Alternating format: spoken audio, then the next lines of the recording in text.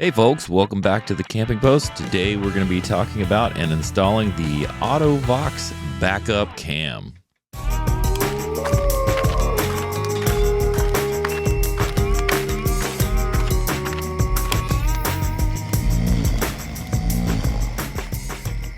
So we chose the Auto-Vox backup cam over using the existing factory mount spot on the Intech Sol Dawn. Wasn't reading a lot in these forums about the existing mount. People had issues with making sure it was sealed correctly and other issues, and I was kind of worried about finding a camera that would fit. Plus, this was relatively inexpensive.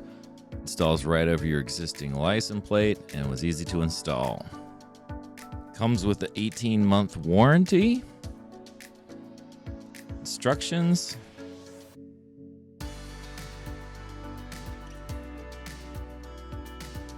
A 5-inch wireless display.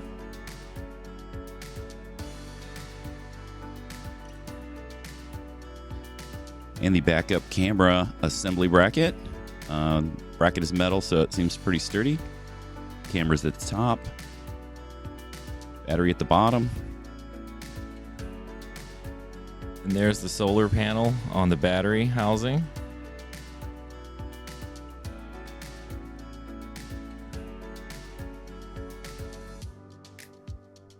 And on the second layer, we've got the monitor suction mount,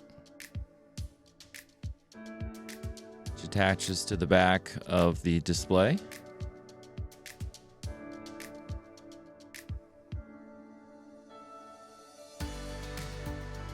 There's a 5-foot USB charging cable to charge the battery at the bottom of the bracket. And an 11.5-foot monitor power cable, so that's plenty of line to put that monitor anywhere inside your tow vehicle. And a little push button there to turn it on. Hey folks, welcome back to the Camping Post. We recently ordered this Auto-Vox wireless solar charging backup cam for our Intech Sol Dawn rover. We'd had it on our wish list for some time, and there was a flash sale, so we went ahead and went for it.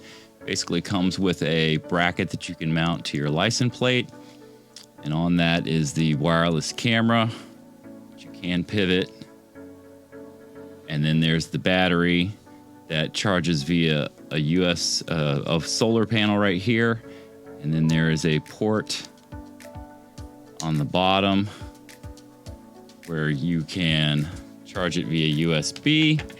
I don't know how convenient that's going to be, since this is going to be attached to your license plate. That's also where the switch is to turn the unit on. So you can turn that on. This is the display that comes with the unit, wireless. Comes with a little suction cup to put on your window. Got this hooked up to our allow-away power generator so we can turn this on. As you can see here, we do get some video footage, which in my opinion is not so great. It's a little grainy, but it does have the guides on here so you can see where you're backing up. We'll have to see how that works out in the practical world. If you hit the menu button, you can pair it. There's a brightness control, contrast control. You can change the mirror image. There's a reversing time. I'm not sure what that's about.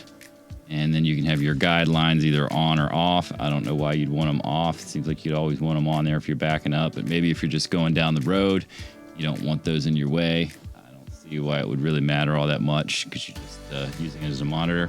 So with all that being said, what we're going to do is we're going to put this on the unit and see how this works practically out in the field. All right, right now it's about 40 degrees outside. We are going to install our Auto-Vox backup cam on our Intech Sol Dawn rover. All right, so I've got our mounting plate bracket here with the battery, solar panel. That's where you plug it in. We've already charged this up so that we can test it once we get it on. And we're simply going to remove the license plate and and attach this and put our plate on.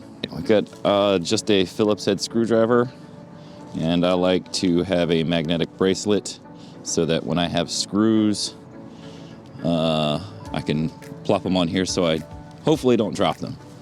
So just going to remove the plate.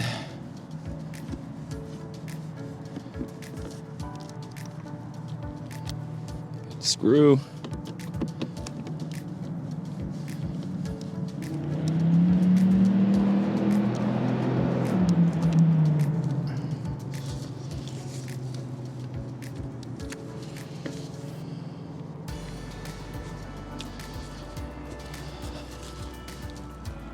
Let's see. It's like there's some slidable brackets in there, so I just want to make sure I line those up. Okay. Just slide the plate through.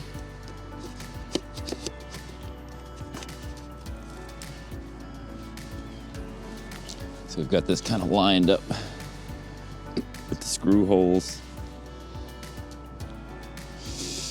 All right, got my screws in the plate, ready to go with the washers. You will see that it is kind of tight there, so we gotta make sure we put some pressure to engage the brackets that are here on the plate holder.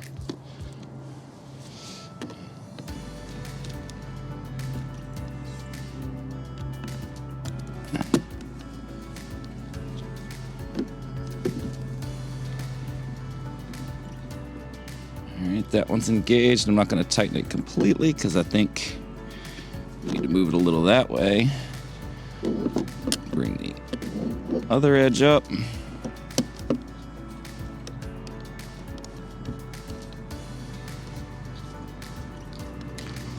All right, now we're gonna tighten them down once I got them both in place.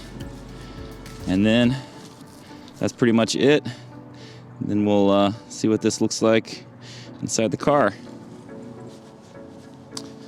Now to engage this thing and turn it on, gotta kind of reach around our little hole here. Not the most convenient, but pop the little on button on. Put our cover back on. I don't think we want any water getting in there. And when it's on, you'll see a little red light turn on. All right, folks, so we simply just plug this into our 12-volt lighter plug power supply in our tow vehicle. As you can see, we've got this in our windshield. Everything seems hunky-dory, looking pretty good. And if we zoom out, I want to show you how far away the trailer is. Trailer is way up there on the hill. So one thing we were concerned about is not really being able to get good signal or have choppy signal. As you can see, we're pretty far away from the trailer and we are having absolutely no glitches in the video feed. So far, liking this. All right, so what we don't like is that the battery can't be removed to charge. Not really a big deal though. You don't have to charge it up so much, and it does recharge on solar. The display pixels were a little funky looking, but still acceptable.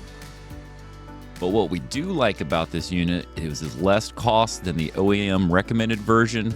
It's wireless, it has a good transmission distance, dual charging capability, installs quickly, easy to remove, and it came with a really long power cable for inside the tow vehicle. So overall, I would say this was well worth the money for it. So thanks again for tuning in to the Camping Post. Hopefully you found this information useful and help guide you in your camping adventures, and keep on camping. Don't forget to subscribe and turn on post notifications.